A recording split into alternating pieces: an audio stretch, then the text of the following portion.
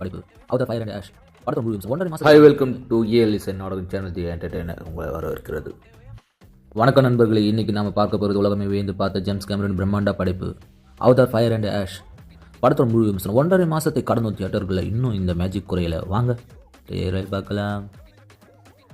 James Cameron ஒவ்வொரு படத்திலும் டெக்னாலஜியை அடுத்த லெவல் கொண்டு போவார். இந்த படத்தில் நெருப்பு மற்றும் சாம்பல் உலகத்தை காட்ட அவர் பயன்படுத்திய மோஷன் கேப்சர் தொழில்நுட்பம் மிரட்டல். குறிப்பாக நெருப்பு துகள் பறக்கிற காட்சிகளும் அந்த சாம்பல் படந்த சூழலும் நம்ம நிஜமாகவே பண்டோரா உலகத்துள்ள கூட்டிகிட்டு போகுது. விஷுவல் எஃபெக்ட்ஸ்லாம் ஹாலிவுட்டுக்கு இது ஒரு பாடமாக அமைஞ்சிருக்கு. முந்தைய பாகத்தில் கடலை பார்த்தோம். இந்த முறை நாம் பார்க்க போகிறது ஆஸ் பீப்புள் என அழைக்கப்படும் அக்னி பழங்குடியினரை. ஜேக் செல்லி மற்றும் நேத்ரி இவங்க 2 பேருக்கும் வன்மம் நிறைந்த இந்த புதிய இனக்குழுவுக்கும் இடையிலான மோதல் தான் இந்த படத்தின் மையக்கரு. எல்லா அவதாரும் நல்லவங்க இல்லை அப்படிங்கிற ஒரு புது கோணத்தை ஜேம்ஸ் கேமரன் இந்த கதையில் கொண்டு வந்திருக்காரு.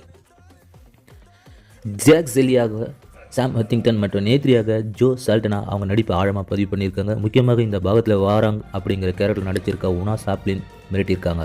ஆமாங்க, சாப்ளின் சாரோட பேத்தி தான் இந்த உனா சாப்ளின். ஒவ்வொரு கதாபாத்திரத்தோட உணர்ச்சிகளும் அந்த சிஜிஐ முகத்தில் அச்சு தெரியுது. சைமன் பிராங்க்லின் இசை படத்தோட மிகப்பெரிய பலம். இப்போ முக்கியமான விஷயம் வசூல்.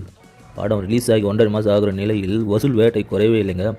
உலக அளவிய $1 பில்லியன், அதாவது $1.8 பில்லியன் அளவுக்கு வசூலித்து கொண்டே போகிறது. இந்தியாவில் மட்டும் 450 முதல் 500 கோடி வசூல் பண்ணியிருக்குது. தமிழ்நாட்டில் 75 85 கோடி வசூல் செய்துள்ளது. மொத்தத்தில் அவதார் ஃபயர் அண்ட் ஆஷ் ஒரு விஷுவல் ட்ரீட். நீங்கள் இன்னும் இந்த படத்தை தியேட்டரில் பார்க்கணும். ஒரு இழப்பு உங்களுக்கு தாங்க. கண்டிப்பாக மிஸ் பண்ணாதீங்க. இந்த வீடியோ உங்களுக்கு பிடிச்சிருந்தா லைக் பண்ணுங்கள், ஷேர் பண்ணுங்கள், கமெண்ட் பண்ணுங்கள், உங்கள் ஃப்ரெண்டுங்களுக்கும் சொல்லுங்கள்.